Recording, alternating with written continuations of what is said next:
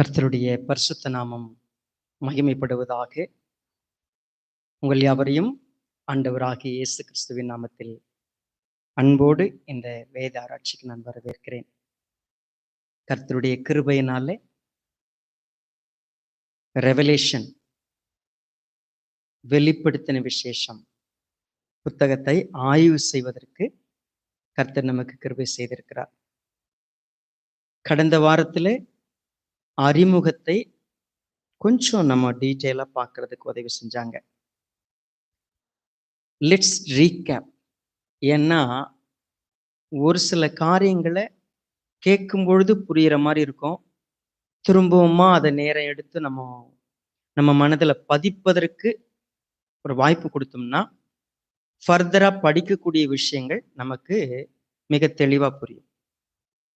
வெளிப்படுத்தின விசேஷம் தேவன் கர்த்தராகிய இயேசு கிறிஸ்துவுக்கு ஒப்பு கொடுத்த ஒரு அற்புதமான பொக்கிஷமான ரகசியம். அவர் தம்முடைய தூதன் மூலமாக யோவானுக்கு என்ன செஞ்சாரு? அதை வெளிப்படுத்தினார். இந்த புத்தகத்தில் இருக்கக்கூடிய வசனங்களை வாசிக்கிறவங்க, கேட்கிறவங்க, அதை கை கொள்றவங்க யாரு? பாக்கியவான்கள் அப்படின்னு பார்த்தோம். இந்த புத்தகத்தை எழுதினது யோவான், ஆண்டவராகிய இயேசு கிறிஸ்துவுக்கு சாட்சியாக ஏற்படுத்தப்பட்ட 12 பேர்ல ஒருவர். எந்த காலகட்டத்தில் இந்த புத்தகம் எழுதப்பட்டது? கிபி 90 95 இடைப்பட்ட காலங்களில் எழுதப்பட்டிருக்கலாம். எந்த நோக்கத்திற்காக இந்த புத்தகம் எழுதப்பட்டது?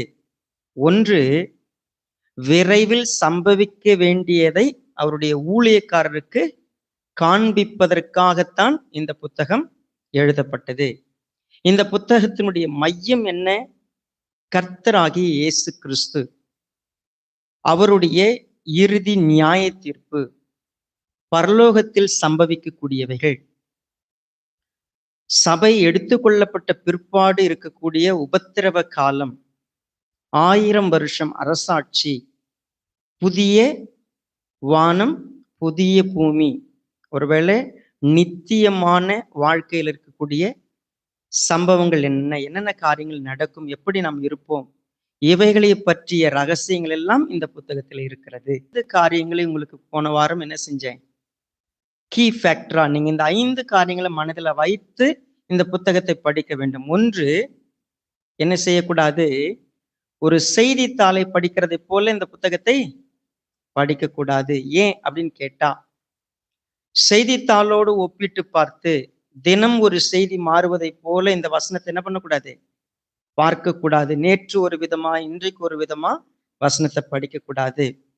அதே போல வரலாற்றில் இருக்கக்கூடிய அனைத்து பேரழிவுகளோடு என்ன பண்ணக்கூடாது? இந்த வேதாகமத்தின் வசனங்களை ஒவ்வொரு முறையும் தொடர்பு படுத்தி பார்த்து இது இப்படி இருக்குமா அப்படி இருக்குமான்னு சந்தேகத்தோடு என்ன செய்யக்கூடாது? படிக்கக்கூடாது.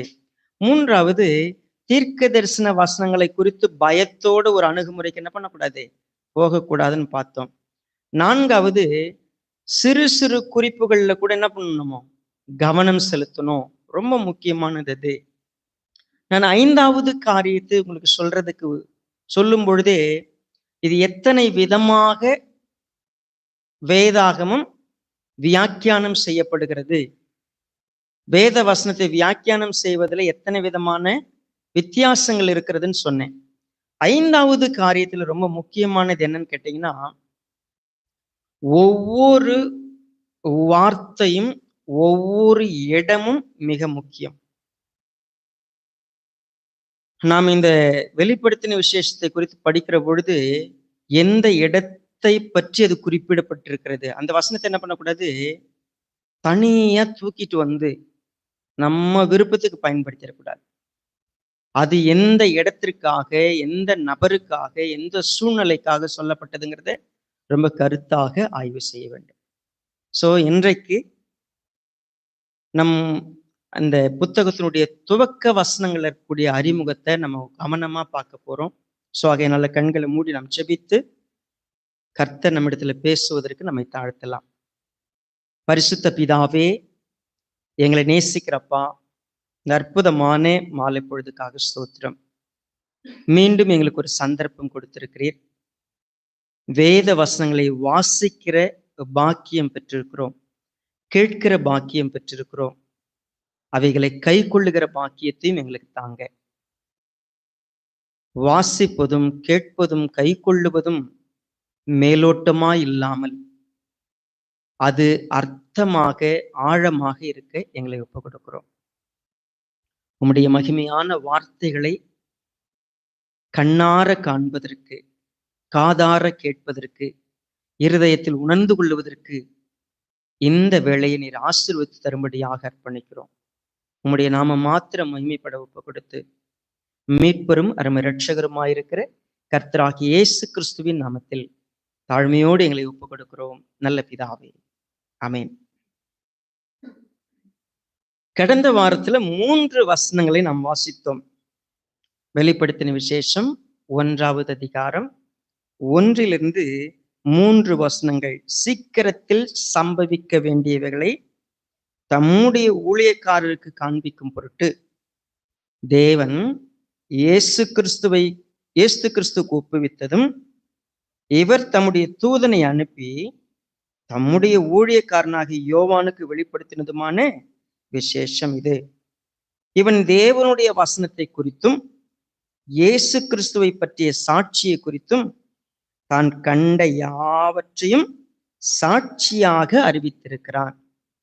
இந்த தீர்க்க தரிசன வசனங்களை வாசிக்கிறவனும் கேட்கிறவனும் இவர்களும் இதில் எழுதியிருக்கிறவர்களை கைக்கொள்ளுகளும் பாக்கியவான்கள், காலம் சமீபித்திருக்கிறது. ரொம்ப அற்புதமா இந்த வசனங்களை நம்ம புரிந்து கொள்வதற்கு கர்த்தர் நமக்கு உதவி செய்திருக்கிறார். பட் டுடே நாம் 4, 5, 6 வசனங்களை கவனமாக படிக்க இருக்கிறோம், கவனமாக சிந்திக்க இருக்கிறோம். 4வது வசனம் இப்படியாக துவங்குகிறது. யோவான் ஆசியாவில் உள்ள 7 சபைகளுக்கும் எழுதுகிறதாவது, இருக்கிறவரும் இருந்தவரும் வருகிறவருமானவர் அவருடைய சிங்காசனத்துக்கு முன்பாக இருக்கிற 7 ஆவிகளாலும் உண்மையுள்ள சாட்சியும் மரித்தோரிலிருந்து முதற் பிறந்தவரும் பூமியின் ராஜாக்களுக்கு அதிபதியுமாகிய இயேசு கிறிஸ்துவினாலும் உங்களுக்கு கிருபையும் சமாதானம் உண்டாவதாக. யோவான் எழுதின இந்த வெளிப்படுத்தின விசேஷம் மற்ற எல்லா புத்தகத்திற்கும் சற்று வித்தியாசமான, வழக்கத்திற்கு கொஞ்சம் வித்தியாசமான, அற்புதமான வார்த்தைகளால் நிரப்பப்பட்ட ஒரு கடிதமாக, ஒரு வெளிப்படுத்துதலாக இதை பார்க்க முடியும். இந்த 4வது வசனத்திலே குறிப்பிடப்படுகிற ஆசியா என்கிற வார்த்தையை முதலாவது நாம் புரிந்து கொள்ள வேண்டும். நாம் உலகத்தை எத்தனை கண்டங்களாக பிரிக்கிறோம்? 7 கண்டங்கள். சரி, நாம எந்த கண்டத்துல இருக்கிறோம்? ஆசிய கண்டத்துல. சரியா? நம்ம எந்த கண்டத்துல இருக்கிறோம்? ஆசியா கண்டம். சரி, ஆசியா கண்டத்துல இந்தியா இருக்கிறது, இலங்கை இருக்கிறது, வேற என்னென்னலாம் இருக்கு? சைனா இருக்கிறது, பாருங்க, ரஷ்யா இருக்குதா? ரைட். ஆசியான்னு சொல்லும் பொழுது நம்ம ஆசியா கண்டத்துக்குள்ள இருக்கக்கூடிய நாடுகள். இங்கு குறிப்பிடப்படுகிற ஆசியா என்பது ரோம அரசாங்கத்துல, ரோம அரசாளுகையில் இருந்த குறிப்பிடப்பட்ட ஒரு இடத்திற்கு பெயர் ஏசியா மைனர் என்று அழைப்பார்கள். இது என்ன கிடையாது, நம்ம ஆசியா கண்டத்தை குறிக்கிற வார்த்தை இல்லை. இப்பொழுது இருக்கக்கூடிய துருக்கி நாட்டிலே தான் இந்த பகுதி இருக்கிறது. இப்பொழுது துருக்கி தேசம் இருக்கிறதே, அந்த தேசத்துல தான் இந்த 7 சபைகளுடைய பெயர்கள் இருக்கிறது அல்லவா? 7 சபைகள். நாம் என்னென்ன சபைகளை சொல்லலாம்? குறிப்பாக 7 சபைகள் என்று சொல்லும்போது எபேசு சபை, சிம்ர்னா சபை, பெர்கமு சபை, தியத்திரா, சர்தை, பிலதெல்பியா, லவோதிக்கியா. சரி, 7 சபைகளை யோவான் அவர்கள் ஒரு குறிப்பிட்டு இந்த 7 சபைகளுக்கு எழுதுகிறதாவது என்று சொல்லி எழுதியிருக்கிறார். சரி, இந்த வசனத்தை நம்ம புரிந்து கொள்வதற்கு ஃபர்ஸ்ட் எடுத்த உடனே இட் இஸ் a greetings. பிதாவாகிய தேவனாலும் கர்த்தராகிய இயேசு கிறிஸ்துவினாலும் உங்களுக்கு கிருபையும் சமாதானமும் உண்டாவதாக. வழக்கமா எல்லா லெட்டர்ஸ்லயும் இருக்கக்கூடிய கிரீட்டிங் ஷாலோம். ஷாலோம் என்று சொல்லும் பொழுது சமாதானத்தை எப்பொழுதும் முன்வைத்து வாழ்த்துவது வழக்கம். சரி, வழக்கமா ஒரு சிலர்லாம் பார்த்தீங்கன்னா நம்ம எல்லாருமே பிரைஸ் த லார்ட் சொல்றோம் இல்லைங்களா, இல்லை கர்த்தருக்கு ஸ்தோத்திரம் சொல்றோம். பட் யூதர்கள் ஒருவரை ஒருவர் வாழ்த்தும் பொழுது முதலாவது பயன்படுத்தக்கூடிய வார்த்தை என்னது? சமாதானம். சரிங்களா? ஒருவேளை முஸ்லிம்ஸ் நீங்க கவனிச்சீங்கன்னா அவங்க சொல்லக்கூடிய வார்த்தையே சமாதானம் தான். ஒருத்தருக்கு ஒருத்தர் சமாதானம் சொல்லுவார்கள். சரி, யோவான் கிரீட்டிங்ஸ் எழுதுறாரு. இந்த கிரீட்டிங்ஸ் எழுதும் பொழுது 7 சபைகளுக்கு எழுதுகிறார். இந்த 7 சபையை பத்தி நம்ம கொஞ்சம் டீட்டெயிலா பின்னால பார்க்கலாம். அவர் எழுதும் பொழுது இப்படியாக எழுதுகிறார். என்ன எழுதுகிறார்? அறிமுகத்துல பாருங்க, இருக்கிறவரும் இருந்தவரும் வருகிறவருமானவராலும் அவருடைய சிங்காசனத்துக்கு முன்பாக இருக்கிற 7 ஆவிகளாலும். சரி, முதலாவது ஒரு பதம் கொடுக்கப்படுகிறது. இருக்கிறவரும் இருந்தவரும் வருகிறவருமான வராலும் அப்படிங்கிற ஒரு வார்த்தை இருக்கு பாருங்க, வருகிறவருமானவராலும். இந்த வார்த்தை என்ன? சிம்பிளா நம்ம யாத்திரையாகமம் புத்தகத்துல 3வது அதிகாரத்துல கொஞ்சம் கவனிப்போம். கர்த்தர் தன்னை அறிமுகம் செய்யும் பொழுது 3வது அதிகாரம் 14வது வசனம். அதற்கு தேவன், இருக்கிறவராகவே இருக்கிறேன் என்று மோசேயுடனே சொல்லி, இருக்கிறேன் என்பவர் என்னை உங்களிடத்துக்கு அனுப்பினார். இந்த இருக்கிறேன் என்கிற ஒரு வார்த்தை இருக்கு இல்லையா, இது என்ன டென்ஸ்? அப்படித்தானே நம்ம படிப்போம். ஆனா ஒரே ஒரு வார்த்தை, அந்த வார்த்தை எல்லா டென்ஸுக்கும் ஒரே வார்த்தை தான். எல்லா டென்ஸுக்கும் இருக்கிறேன். அது ஃபாஸ்ட் டென்ஸும் அதே தான், ப்ரெசன்ட் டென்ஸும் அதே தான், ஃபியூச்சர் டென்ஸும் அதே தான். இது என்ன செய்யாது? மாறவே மாறாது. அதனாலதான் இருந்தவரும் இருக்கிறவரும் வருகிறவருமானவருமான. நமக்கு புரிவதற்காக இந்த வார்த்தை இப்படி கொடுக்கப்படுகிறது. ஆனால் தேவனுக்கு ஒரு பெயர் இருக்கிறது. அவரை 6வது அதிகாரத்துல கவனிச்சு பார்த்தீங்கன்னா 2வது வசனத்தை பாருங்க, யாத்திரையாகமம் 6:2. மேலும் தேவன் மோசேயை நோக்கி, நான் யெகோவா, நான் யெகோவா, யாவே. சரிங்களா?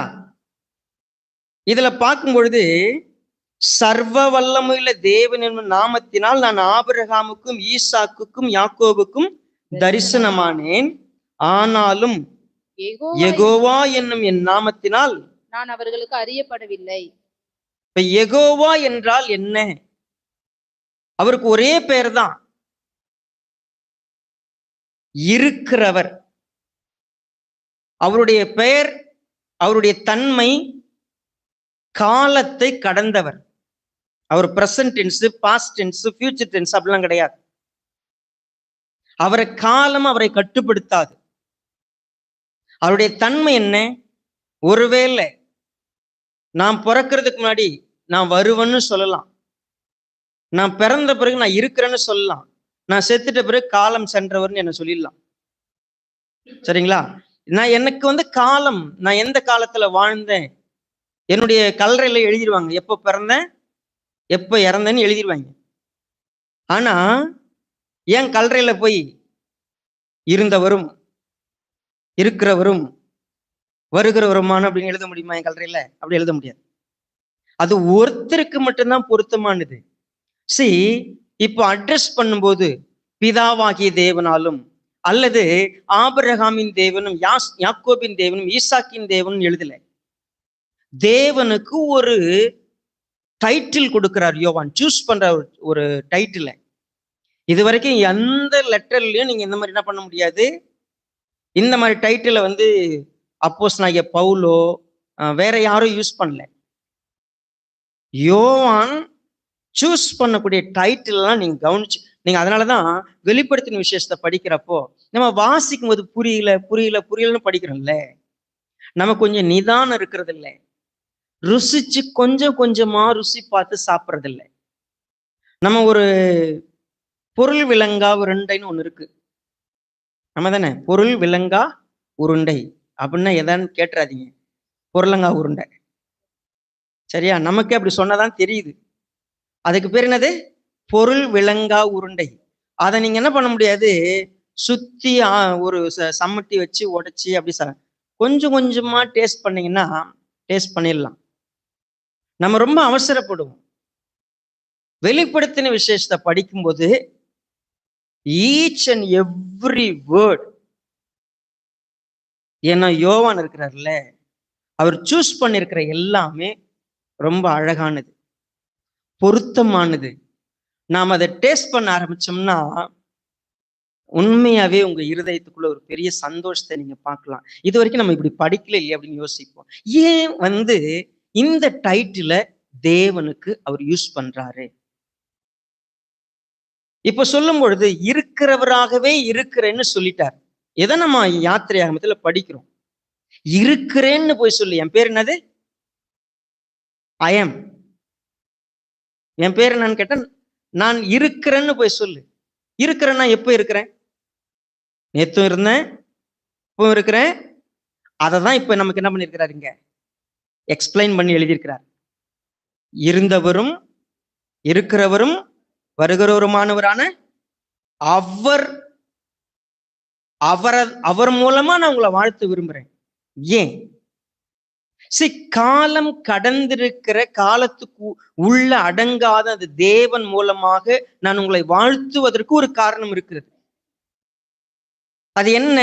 நம்ம முற்றிலுமா அந்த வசனத்தை வாசித்து முடிக்கிறப்போதான் ஒவ்வொன்றும் லிங்க் பண்ணி பார்த்தோம்னா, ஓ இது இவ்வளவு அழகா பொருத்தப்பட்டிருக்குது நம்மளால பார்க்க முடியும். சரி, தேவனுக்கு அப்படி ஒரு அறிமுகத்தை கொடுத்துட்டார்.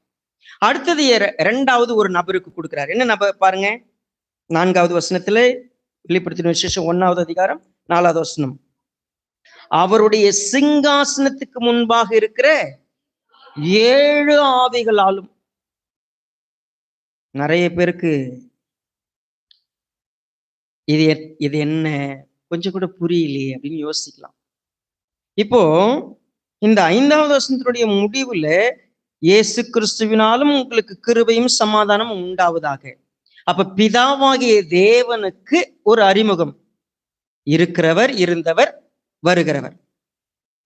இப்ப இங்க ஆவியை பற்றி சொல்லும்போது ஸ்பிரிட் ஆஃப் காட், தேவனுடைய ஆவியை பற்றி தான் அங்க சொல்றார். தேவனுடைய சிங்காசனத்துக்கு முன்பாக இருக்கிற ஆவிகள்னு சொல்லும் பொழுது ஏன் புளூரல்ல சொல்லப்பட்டிருக்கிறது? புளூரல்ல சொல்லப்படுறது காரணம் என்ன? 7 ஆவிகள்னு சொல்லும் பொழுது பர்ஃபெக்ஷனை குறிக்கிற ஒரு வார்த்தை, முழுமையை, நிறைவை குறிக்கிற வார்த்தை. இதை நீங்க புரிஞ்சுக்கணுமா? ஏசாயா 11வது அதிகாரம்.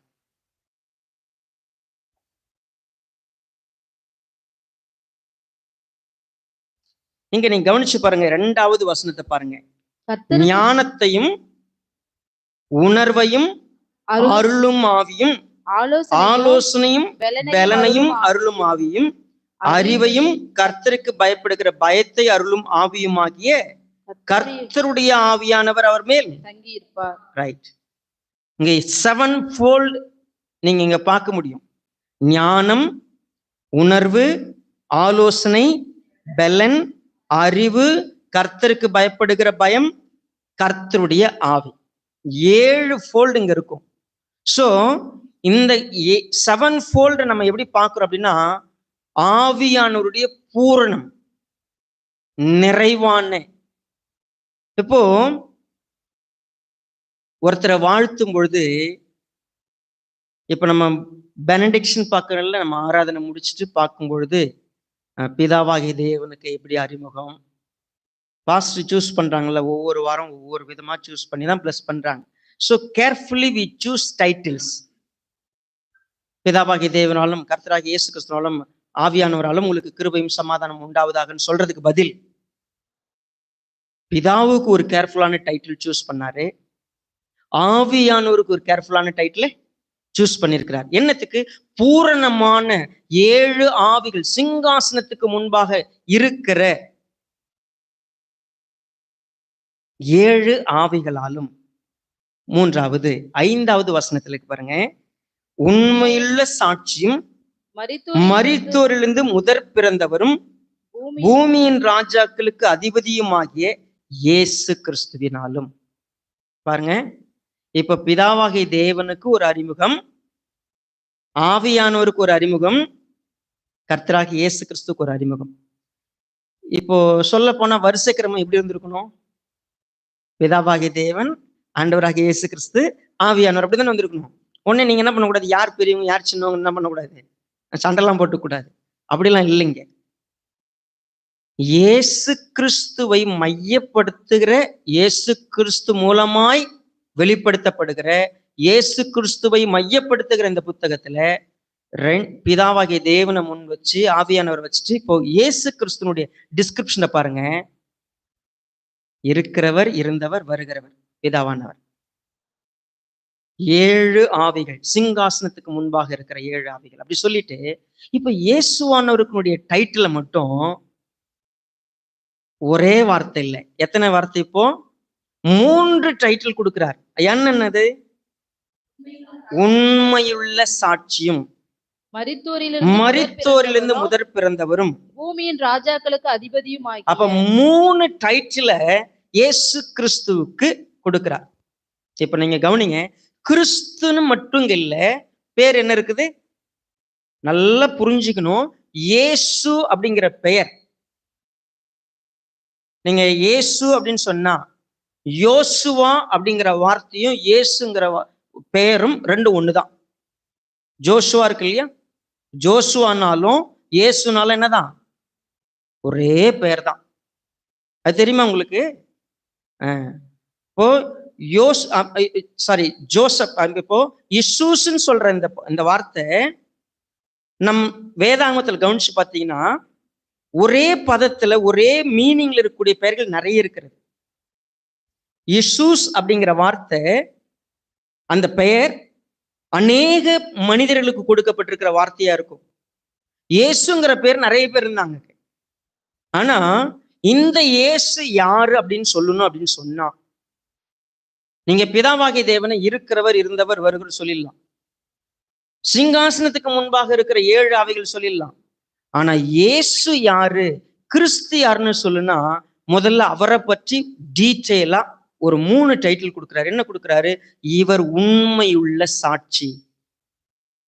இந்த சாட்சிங்கிறது என்ன அப்படின்னா, விட்னஸ்ன்னு படிப்போம் நம்ம ஒருவேளை, சரிங்களா? விட்னஸ் அப்படின்னா என்ன? நீங்க தமிழ்ல அழகா அதை மொழிபெயர்க்கும் போது சொல்லுவாங்க, இரத்த சாட்சிகள்னு சொல்லுவாங்க. நம்மதான் இரத்த சாட்சிகள். இரத்த சாட்சிகள் என்ன?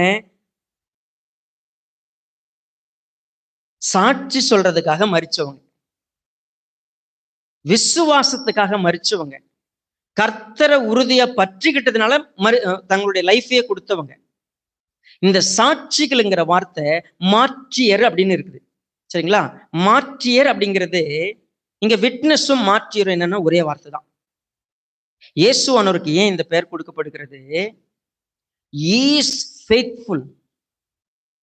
நம்ம எபிரேயர் நிருபத்தை எழுதினவர் சொல்லுவாரு, மோசே கர்த்தருடைய வீட்டுல எங்கும் உண்மையிலவன், அவனை பார்க்கலாம். யாரு? ஆண்டவராக இயேசு கிறிஸ்து எப்படிப்பட்டவரே? உண்மையானவர். நீங்க வாசிக்க முடியும்.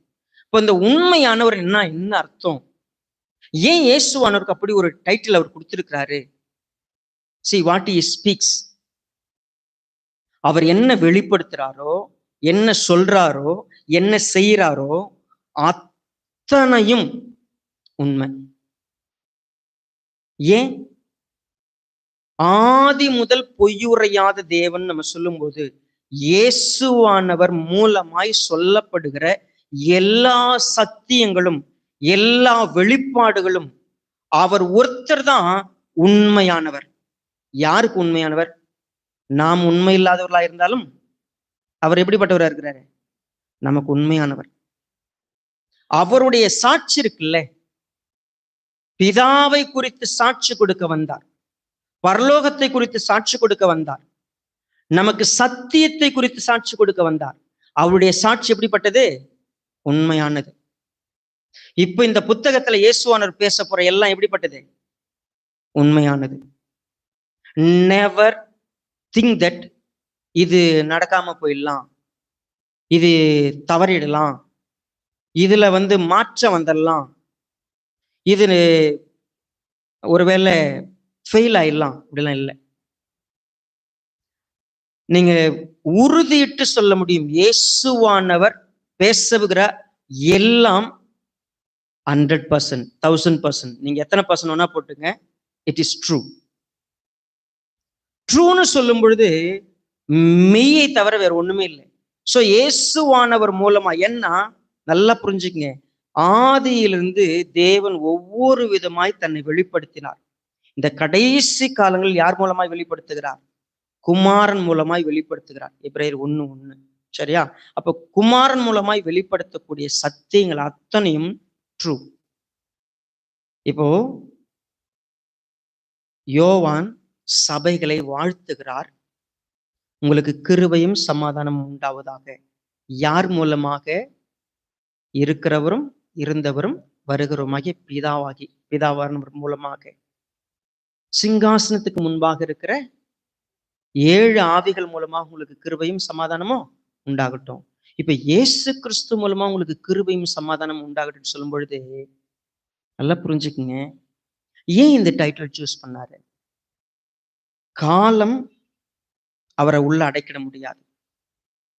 பர்ஃபெக்ஷனான ஆவியானவர் உங்களுக்கு பிளஸ்ஸிங் கொண்டு வர்றது யாருன்னு கேட்டீங்கன்னா, காலத்துக்கு அப்பாற்பட்டவர், நிறைவான வல்லமையோடு உண்மையுள்ள சாட்சியாக உத்தமமான தம்முடைய வார்த்தைகளால உங்களுக்கு கிருபையும் சமாதானத்தையும் கொடுக்கக்கூடியவர். சோ அவருடைய இந்த டைட்டிலே நமக்கு படிக்கிறப்ப ஒரு விஷயம் சொல்ல வருது, தேவன் கொண்டு வரக்கூடிய சமாதானமும் கிருபையும் நம்ம இடத்துல சேருவதற்கு எப்படிப்பட்ட தேவனை நாம் விசுவாசிக்கிறோம், எப்படிப்பட்ட தேவனை நம்ம நம்புறோம் அப்படின்னு கேட்டீங்கன்னா, இந்த உண்மையுள்ள சாட்சிங்கிற ஒரு டைட்டில் மட்டும் தான் இப்ப பார்த்தோம். இன்னும் 2 டைட்டில் இருக்கு அதுல. இந்த உண்மையுள்ள சாட்சின்னு யோசிக்கிறப்போ, ஐ பிலீவ் சம்படி, நான் ஒருத்தரை நான் நம்புறேங்க, ஒருத்தரை நான் முழுமையா நம்ப முடியும். யாரை நம்ப முடியும்?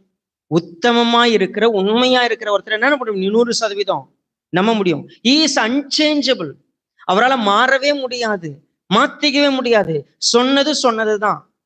சோ அவரை நான் நம்புறேன் அப்படின்னு சொன்னா, அவர் எனக்கு சொல்றாரு, எனக்கு கிருபையும் சமாதானம் கிடைக்க போகுதுன்னா, அவர் கொடுக்கிறாருன்னா அது என்றைக்காவது மாறுமா, என்றைக்காவது தவறுமா அப்படின்னு கேட்டா, அதனாலதான் உங்களுக்கு சொன்னேன், நீங்க சங்கீத புத்தகத்தை படிச்சுட்டு பயங்கரமா ஆறுதல் வருது, எனக்கு தைரியம் இருக்குது அப்படின்னு சொல்றீங்கல்ல, வெளிப்படுத்தின விசேஷ புஸ்தகத்தை படிக்க படிக்க படிக்க நம்ம ஒவ்வொரு வார்த்தையும் எடுக்க எடுக்க நமக்கு ஒரு விஷயம் தெளிவா புரியும். என்னன்னு கேட்டீங்கன்னா, நம்ம யாரை நம்பி கொண்டிருக்கிறோம், யாரை விசுவாசிக்கிறோம், யார் மூலமாய் நமக்கு ஆறுதல் சொல்லப்படுகிறது, யார் மூலமாய் நமக்கு வெளிப்படுத்தப்பட்டிருக்கிறது, யார் மூலமாய் நமக்கு நியாய தீர்ப்பு இருக்கிறது, நமக்கு ஆறுதல் இருக்கிறது, நமக்கு நித்தியம் இருக்குதுன்னு சொல்லப்படுற நபர் யாருன்னு கவனிச்சீங்கன்னா, அவர் உண்மையான சாட்சி மட்டும் இல்லை, மரித்தோரிலிருந்து எழுந்த முதற் பேரானவர்னு செகண்ட் டைட்டில்.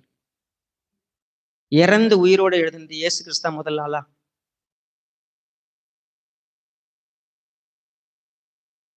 செத்து போய் உயிரோடு எழுந்தல இயேசுவானவர் தான் முதலா? ஆமாவா? இல்ல, நிறைய பேர் எழுந்திருக்கிறாங்கல்ல. எக்ஸாம்பிள் லாசரை யார் எழுப்புனது?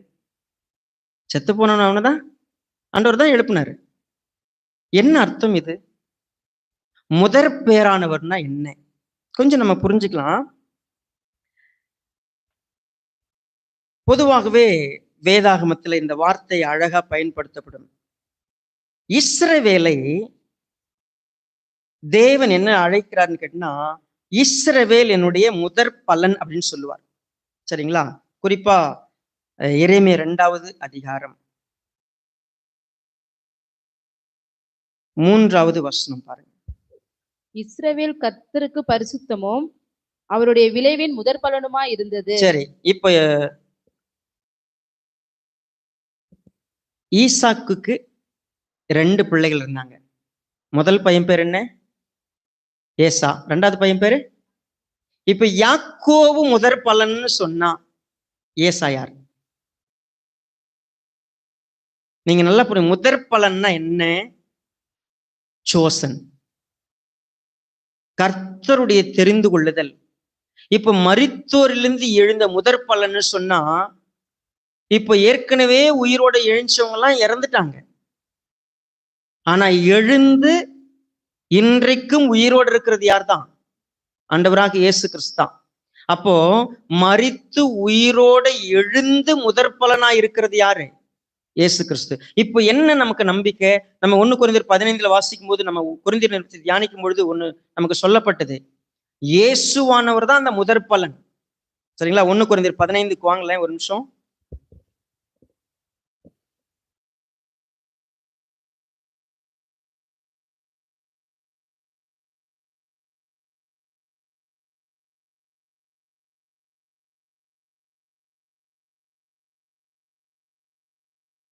ரைட். முதலாவது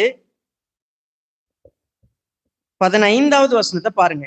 மரித்தோர் உயிர்த்தெழாவிட்டால் தேவன் எழுப்பாத கிறிஸ்துவை அவர் எழுப்பினார் என்று நாங்கள் தேவனை குறித்து சாட்சி சொன்னதினாலே தேவனுக்காக பொய் சாட்சி சொல்லுகிறவர்களாகவும் காணப்படுவோமே. ரைட். இப்ப 20வது வசனம் பாருங்க. கிறிஸ்துவோ மரித்தோரிலிருந்து எழுந்து நித்திரை அடைந்தவர்களில் முதற் பலனானார். இப்ப நமக்கு சொல்லப்படுறது என்ன?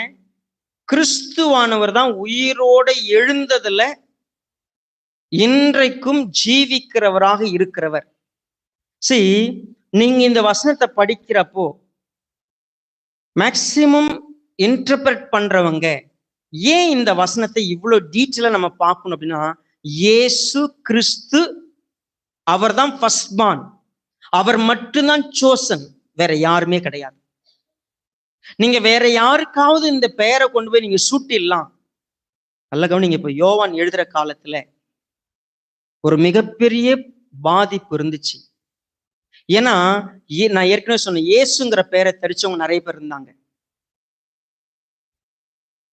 இயேசுங்கிற பெயரை தெரிச்சவங்களும் சரி, இயேசுவை போல தோற்றம் அளிச்சவங்களும் சரி நிறைய பேர் இருக்கிற பொழுது, இவர் தான் இந்த இயேசு தான் அந்த கிறிஸ்துன்னு நிரூபிக்கிறதுக்காகவே நிறைய நிருபங்களை நீங்க பார்த்திருக்க முடியும். இயேசு கிறிஸ்து தான் அந்த மெய்யான சாட்சி, இயேசு கிறிஸ்து தான் அந்த முதற் பலன், இயேசு கிறிஸ்து தான் எல்லா ஆளுகைக்கும் மேலான ராஜாவா இருக்கிறாருங்கிற டைட்டில இந்த மூன்றையும் சொல்றதுக்கு காரணம் என்னன்னு கேட்டீங்கன்னா, இன்னும் நீங்க மத்தேயு 1வது அதிகாரத்தை கொஞ்சம் கவனிச்சு பாருங்க. மத்தேயு புஸ்தகத்தை நீங்க வாசிப்பீங்க இப்ப வழக்கமா. 1வது அதிகாரம்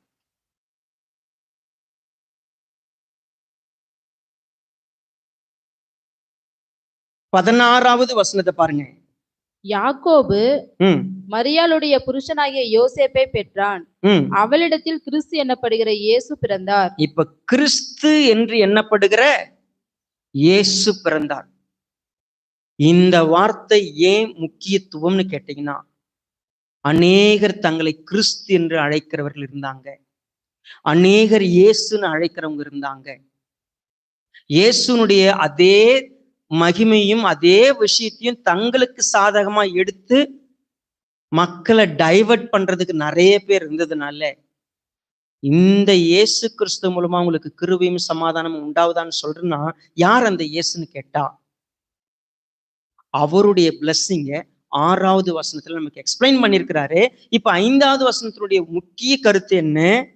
நம்ம கொஞ்சம் மறுபடியும் பார்த்தோம்னா, உண்மையுள்ள சாட்சி அவர். 2வது, மரித்தோரிலிருந்து முதற் பிறந்தவரும் பூமியின் ராஜாக்களுக்கு அதிபதியுமாகிய பூமியின் ராஜாக்களுக்கு அதிபதியுமாகிய. இதுதான் ரொம்ப அற்புதமான ஒரு டிஸ்கிரிப்ஷன் ஆண்டவராக இயேசு கிறிஸ்துவை பற்றி. ஏன் இந்த வார்த்தை சொல்லப்பட்டது? ஒருவேளை அவரை விசாரிக்கிறவங்க கேட்டாங்க, நீ ராஜாவா அப்படின்னு. அப்ப அவருடைய ஆன்சர் என்ன தெரியுமா? ஆமா, ஆனா என்னுடைய ராஜ்யம் இந்த உலகத்துக்குரியது அல்ல. இந்த உலகத்தில் இருக்க எல்லா ஆளுமைக்கும் மேலாக சர்வத்தையும் ஆளக்கூடிய அதிபதி அவர். நீங்க பிதா, குமாரன், பரிசுத்தாவியானவரை பற்றி நம்ம படிச்சுக்கணும்னு சொன்னா ரொம்ப தெளிவான ஒரு உணர்வோடு இதுக்குள்ள போனோம்னா, ட்ரினிட்டியை பத்தி எங்க இருக்குதுங்க அப்படின்னு நிறைய பேர் பேசுவாங்க. ட்ரினிட்டிங்கிற வார்த்தை இல்லைம்பாங்க. இயேசுவானவரை கிறிஸ்துன்னு ஏற்றுக்க மாட்டாங்க. இயேசுவானவர் தான் பிதாவாகிய தேவனுக்குள்ள இருந்த வார்த்தைன்னு ஒத்துக்க மாட்டாங்க. அவர் அனுப்பப்பட்ட, என்ன சொல்ல போனா முதற் பிறந்தவர்னா அவர் ஃபர்ஸ்ட் பார்ன்னு சொன்னா அவர் தேவன் உருவாக்குனவர்னு சொல்லுவாங்க. நிறைய தப்பான இன்டர்பிரேஷன் இருக்கிற இடத்துல ஒரு இடத்துக்குள்ள நம்ம வரணும். இந்த இயேசு கிறிஸ்து தான் நமக்கு என்ன கொண்டு வந்தாருங்கிறத யோவான் 6வது வசனத்துல எக்ஸ்பிளைன் பண்ணிருக்கிறார். பாருங்க என்ன பண்ணிருக்கிறாரு. நம்மிடத்தில் அன்பு கூர்ந்து தமது இரத்தத்தினாலே நம்முடைய பாவங்களற நம்மை கழுவி தம்முடைய பிதாவாகிய தேவனுக்கு முன்பாக நம்மை ராஜாக்களும் ஆசாரியர்களும் ஆக்கின அவருக்கு மகிமையும் வல்லமையும் என்றென்றைக்கும் உண்டாயிருப்பதாக. இப்ப கவனிங்க, ஒருவருக்கு வல்லமையும் மகிமையும் அல்லது கனமும் என்றென்றைக்கும் உண்டாகும்னா யாருக்கு அது? இப்ப நீங்க 4வது வசனத்துல கடிச்சீங்கன்னா, இருக்கிறவரும் இருந்தவரும் வருகிறவருமானவருமான அவருடைய சிங்காசனத்துக்கு முன்பாக இருக்கிற 7 ஆவிகளும் இல்லது சொல்ல போனா உண்மையுள்ள சாட்சி, மரித்தோரிலிருந்து முதற் பிறந்தவரும் பூமியின் ராஜாக்களுக்கும் எல்லாருக்கும் அவர் யாரு? அதிபதியுமாகிய இயேசு கிறிஸ்துன்னு சொல்லும் பொழுது நமக்கு இந்த வார்த்தை கவனிங்க, நம்மிடத்தில் அன்பு கூர்ந்து தமது இரத்தத்தினாலே. நல்லா புரிஞ்சுக்கணும், இந்த வெளிப்படுத்தின விசேஷம் ஒருவரை பற்றி பேசுகிறது. அது யாருன்னா நமக்காக ரத்தம் சிந்தினவரை பற்றி பேசுகிறது. அவருக்குத்தான் கனமும் மகிமையும் உண்டாகணும். நம்ம மேல அன்பு வச்சதுனால நமக்காக உயிர் கொடுத்த ஒருத்தர், நமக்காக ரத்தம் சிந்தின ஒருத்தர். அது ரத்தம் சிந்தனுடைய விளைவு என்ன? நம்ம என்ன ஆக்கியிருக்கிறாரு? ராஜாக்களும் ஆசாரிகளும் ஆக்கியிருக்கிறார். சரி, இந்த வெளிப்படுத்தின விசேஷத்தை வியாக்கியானம் செய்யறவங்க அநேகர் இடறி போய் பிசாசுனுடைய தந்திரத்தினால இயேசுவை மறுதலித்து வேறொரு இயேசுவை நம்புகிற கூட்டம் கிறிஸ்தவத்தில் அதிகம். உங்களுக்கு தெரியாது. நீங்க அந்த மாதிரி நபர்கள்லாம் கடந்து வராததுனால இப்ப நான் பேசுறது ஏதோ நூதனமா உங்களுக்கு தெரியும்.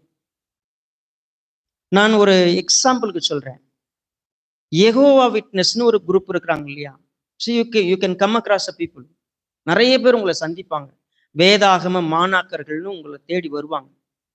அவங்க தான் வேதாகமத்துக்கே ஆசிரியர்கள் மாதிரி இருப்பாங்க. ஆனா அவங்க சொல்லுவாங்க, தங்களை என்னன்னு சொல்லுவாங்க? வேதாகம மாணாக்கர்கள்னு சொல்லுவாங்க.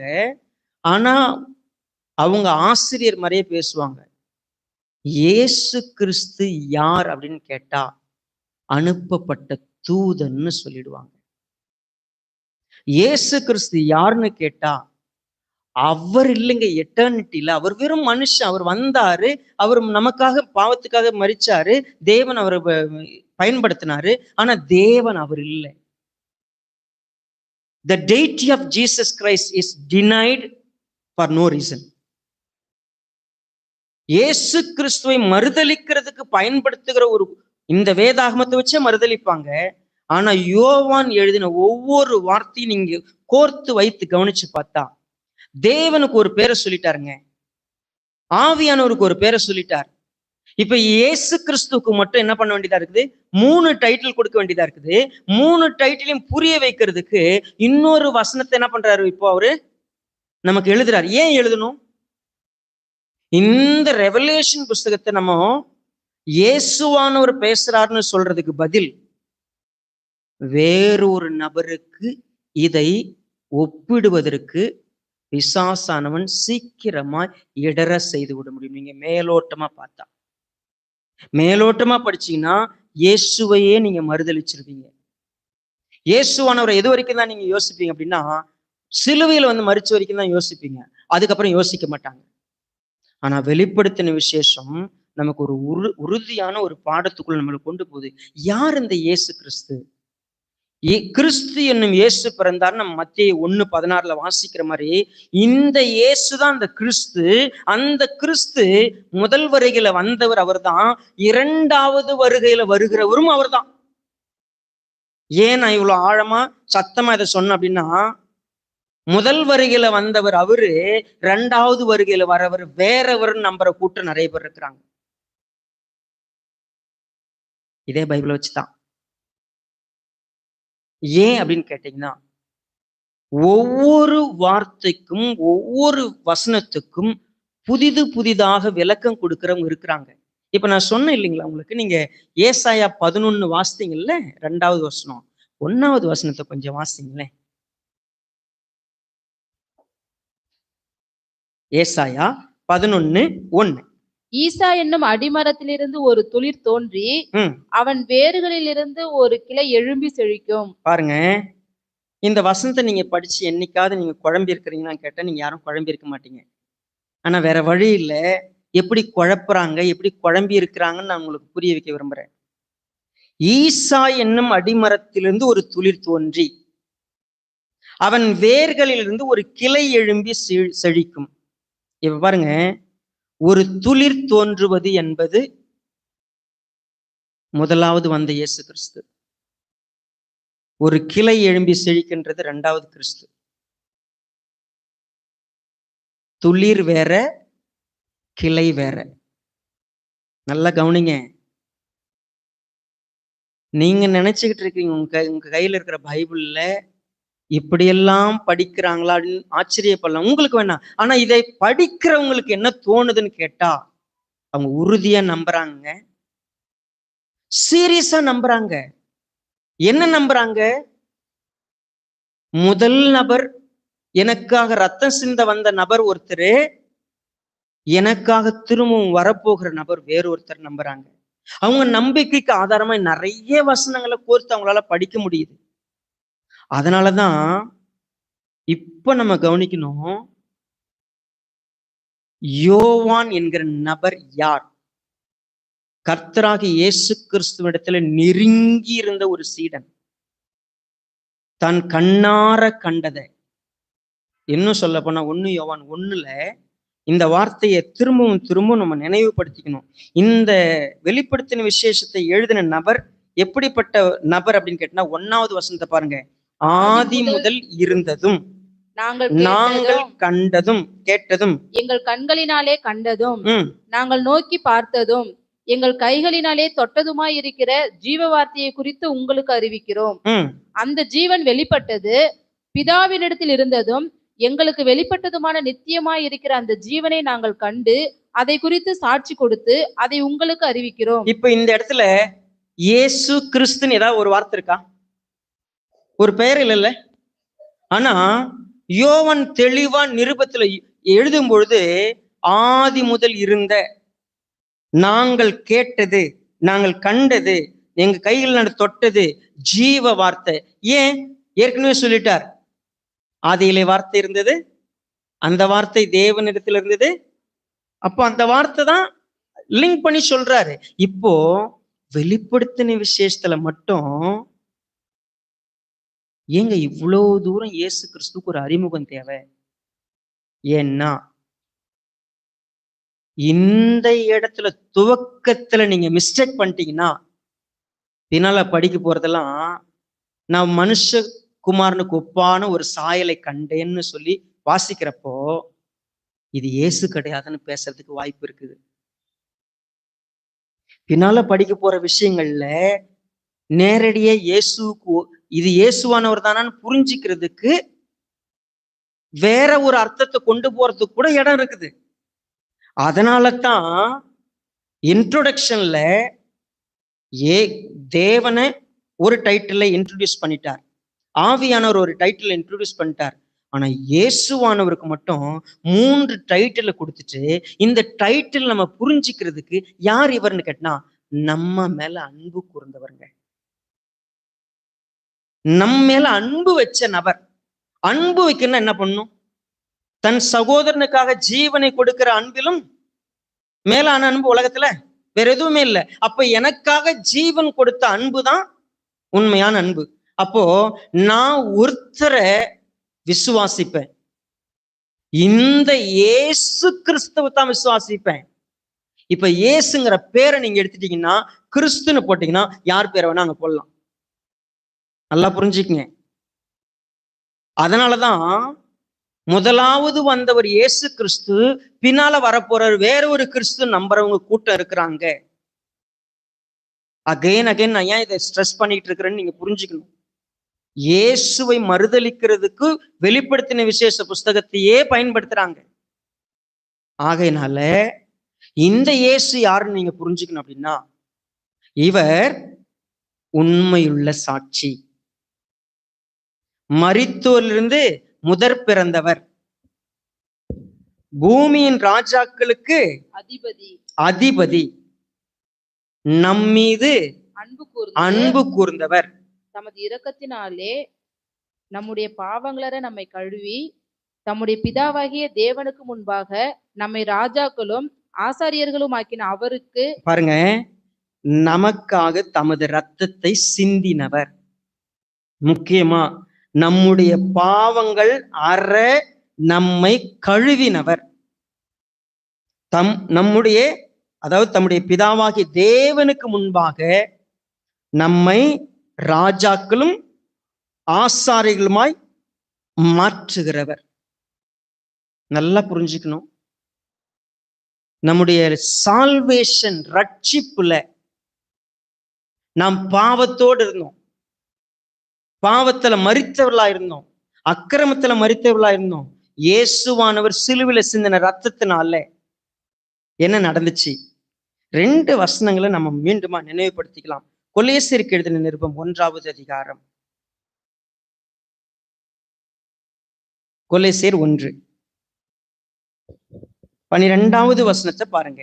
ஒளியில் உள்ள பரிசுத்தவான்களுடைய சுதந்திரத்தில் பங்கடைவதற்கு நம்மை தகுதியுள்ளவர்கள் ஆக்கினவரும், இருளின் அதிகாரத்தினின்று நம்மை விடுதலையாக்கி தமது அன்பின் குமாரனுடைய ராஜ்யத்திற்கு உட்படுத்தினவருமாய் இருக்கிற பிதாவை ஸ்தோத்தரிக்கிறோம்.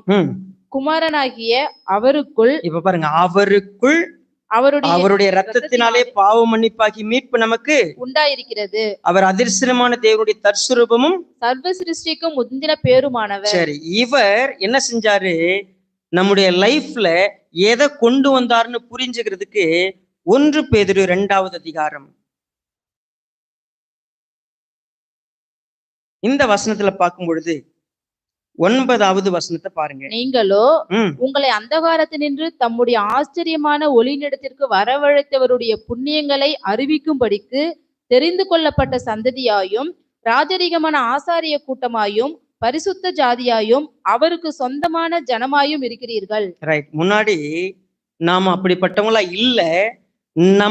நம்முடைய லைஃப்ல ரட்சிப்பின் திட்டத்துல என்னெல்லாம் நடக்கும்? நான் பாவியா இருந்தேன், என் பாவத்திற்காக தன் ரத்தத்தை சிந்தி என் பாவத்தை கழுவி என்னை சுத்திகரித்து என்னை இப்போ ஒளியில் உள்ள பரிசுத்தவான்களிடத்துல என்னை ராஜாவா ஆசாரியனா மாத்திர வேலை வரைக்கும் யார் செய்யறது?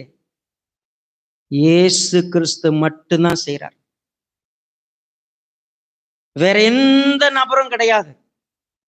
என் ரட்சிப்பின் திட்டம் முழுமைக்கும் ஆவியானவர் எனக்கு அதை உணர்த்துறார். பிதாவாகிய தேவன் திட்டம் போடுறார். ஆனா முழுக்க முழுக்க முழுக்க இது எல்லாவற்றையும் செய்தது ஒருத்தர் தான். அது யாரு? இயேசு கிறிஸ்து. அதனால கனமும் மகிமையும் புகழ்ச்சியும் ஒருத்தருக்கு உண்டாகணும்னா அது யாருக்கு மட்டும்தான்? இயேசு கிறிஸ்துக்கு மட்டும்தான். நீங்க இயேசு கிறிஸ்துக்கு கொடுக்கிற மகிமையும் புகழ்ச்சியும் கனத்தையும் நீங்க வேற யாருக்காவது நீங்க கொடுப்பீங்கன்னா, நம்ம எப்பொழுதும் கவனமா இருக்கணும். ஏசாயாவில் கர்த்தர் சொன்னார் இல்லையா, என்னுடைய நாமம் இது, என்னுடைய நாமத்தை நான் வேற யாருக்கு என்ன பண்ண மாட்டேன், கொடுக்க மாட்டேன். ஏசாயா 41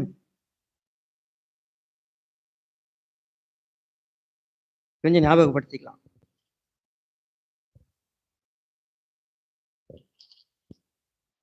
எட்டாவது வசனம் பாருங்க. என் தாசனாகிய 42:8 சாரி. நான் கர்த்தர், நான் கர்த்தர், இது என் நாமம், இது என் நாமம், என் மகிமையை வேறொருவனுக்கும், என் மகிமையை வேறொருவனுக்கும், என் துதியை விக்கிரகங்களுக்கும் கொடேன். இப்ப நீங்க கவனிங்க, இந்த வார்த்தையை கவனிச்சு பார்த்தீங்கன்னா, என் மகிமை வேறு ஒருவருக்கும் இல்லைங்க. தேவனை தவிர வேற எந்த நபருக்கும் இங்க என்ன கிடையாது, ரெஸ்பெக்ட்ஃபுல்லான வேர்டே கிடையாது. நம்ம வழக்கமா பேசினா மோசே என்ன சொன்னான்னு தான் சொல்லுவோம். மோசே என்ன சொன்னார்னு என்ன பண்ண மாட்டோம், நம்ம பேச மாட்டோம் வழக்கமா. தாவீது இப்படி சொன்னான் அப்படின்னு தான் வாசிப்போம், நம்ம தானே. தாவீது அப்படி சொன்னார், தாவீது இப்படி பண்ணார் அப்படின்ல. ஏன் அப்படின்னா, பொதுவாகவே வேதம் நமக்கு புரிய வைக்கிறதுக்கு ஒரு அற்புதமான லாங்குவேஜ் வச்சிருக்கு. நீங்க அப்போஸ்தல நடவடிக்கைகள் 2வது அதிகாரத்துக்கு என் கூட வாங்க. அது என்ன லாங்குவேஜ்னு பாருங்க.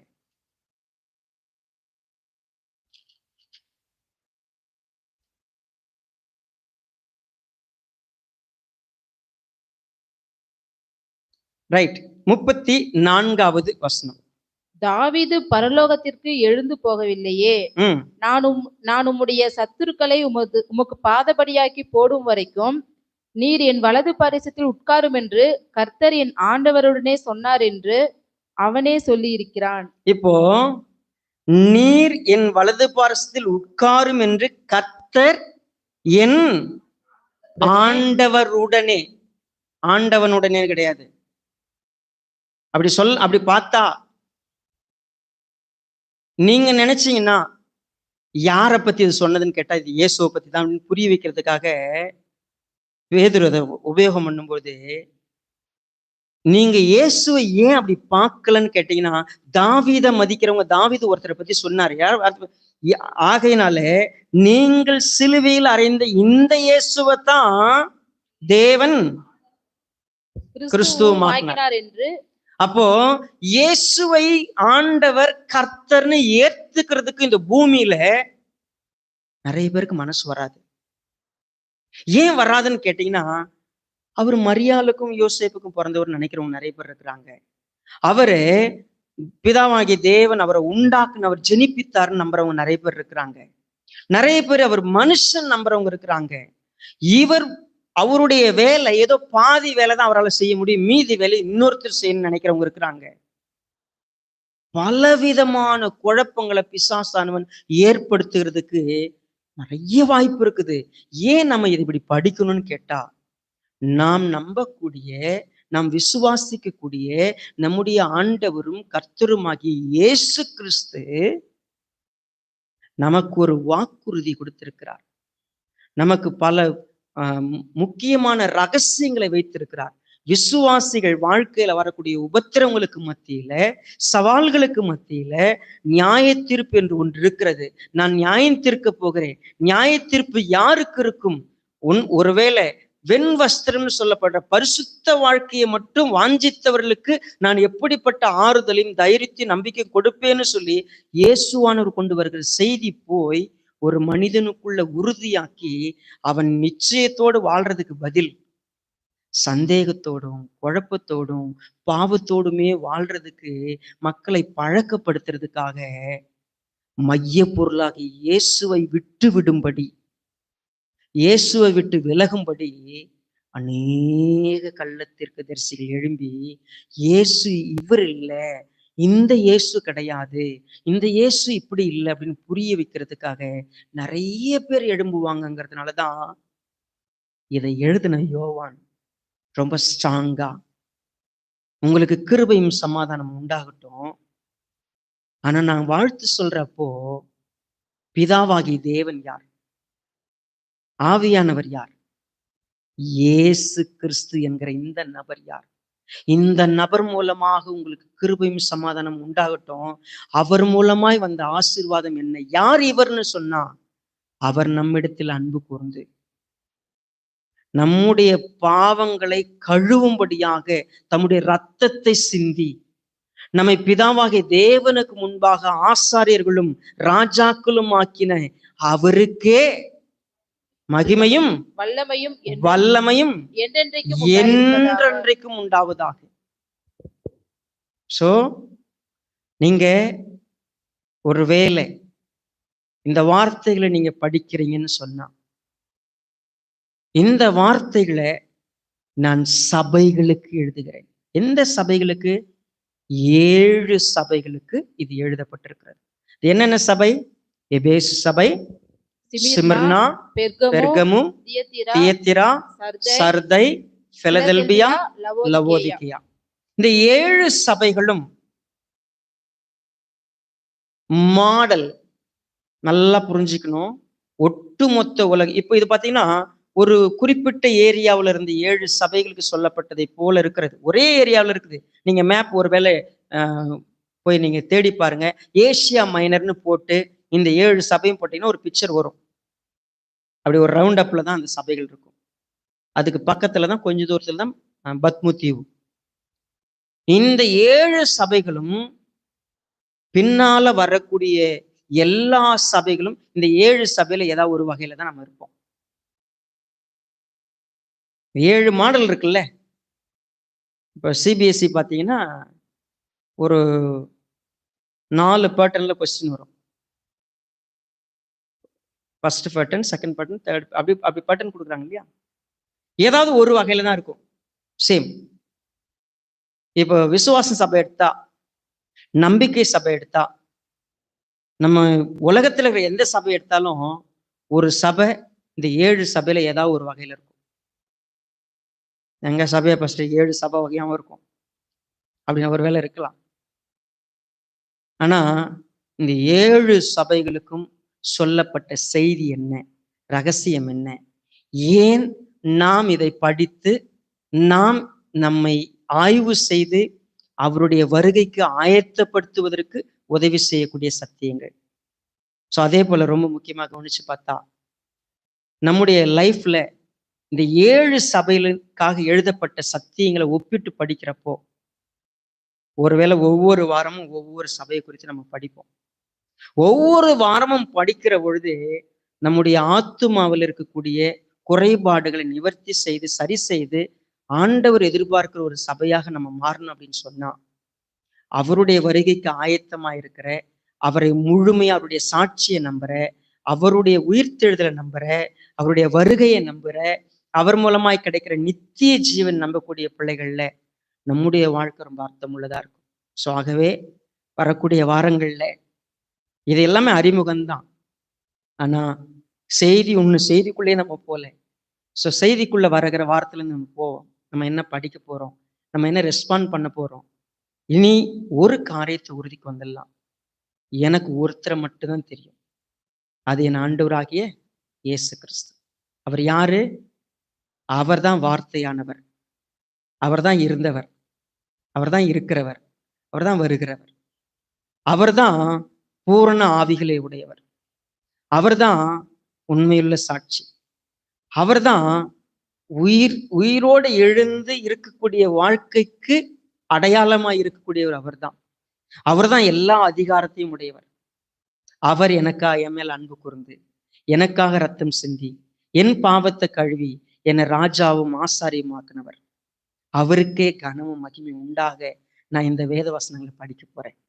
இதை வாசிக்கிறவனும் கேட்கிறவர்களும் இதை கை கொண்டு நடக்கிறவர்களும் பாக்கியவான்கள். ஸோ நாங்க உண்மையவே சரியா கேட்க போறோம், சரியா படிக்க போறோம், சரியா நடக்க போறோம். அந்த உணர்வோடு நம்ம கர்த்தருக்கு ஒப்பு கொடுக்கலாம். வருகிற வாரத்திலிருந்து நம்ம பாடங்களுக்குள்ள போக போறோம். கர்த்தர் நமக்கு உதவி செய்யட்டும். கண்கள் முன் நாம் ஜெபிக்கலாம். பரிசுத்த பிதாவே, எங்களை நேசிக்கிறப்பா, இந்த அற்புதமான நேரத்துக்காய் ஸ்தோத்திரம். கர்த்தர் எங்களோடு கூட இடைப்பட்டு எங்களுக்கு உணர்த்தின நம்முடைய சத்தியத்திற்காய் நன்றி. நாங்கள் எங்கள் ஆண்டவராக இயேசு கிறிஸ்துவை குறித்து நேரடியாய் புரிந்து கொண்டு வைத்திருக்கிறோம். ஆனால் யாராவது வந்து எங்களை வேறு விதமாய் திருப்பி விடுகிற பட்சத்துல, ஒருவேளை தவறான போதங்களை கேட்டு நாங்கள் பழக்கப்பட்டிருக்கிற பட்சத்துல, கர்த்தாவே இந்த வேத வசனங்கள் எங்களுக்கு விளக்கம் கொடுக்கட்டும். நாங்கள் புரிந்து கொள்ளவும், மெய்யான தேவனை நாங்கள் பற்றி கொள்ளவும், அவருக்கே கனமும் மகிமையும் உண்டாவதற்கு ஒப்பு கொடுக்கவும், அவருடைய மகிமை எடுத்து வேறு ஒருத்தருக்கு நாங்கள் கொடுத்துடாதபடிக்கு கர்த்தாவே நீங்க எங்களுக்கு எப்பொழுதும் பாதுகாப்பா இருக்கவும் எங்களை ஒப்பு கொடுக்கிறோம். இந்த வார்த்தைகளை பற்றி கொண்டு இதிலே நாங்கள் தொடர்ந்து வளர கர்த்தர் கிருபை செய்யும்படியாக அர்ப்பணித்து மீட்பெரும் இரட்சகருமாயிருக்கிற கர்த்தராகிய இயேசு கிறிஸ்துவின் நாமத்தில் தாழ்மையோடு வேண்டிக் கொள்ளுகிறோம் நல்ல பிதாவே. ஆமேன். தேங்க்யூ so much உங்க எல்லாருக்கும்.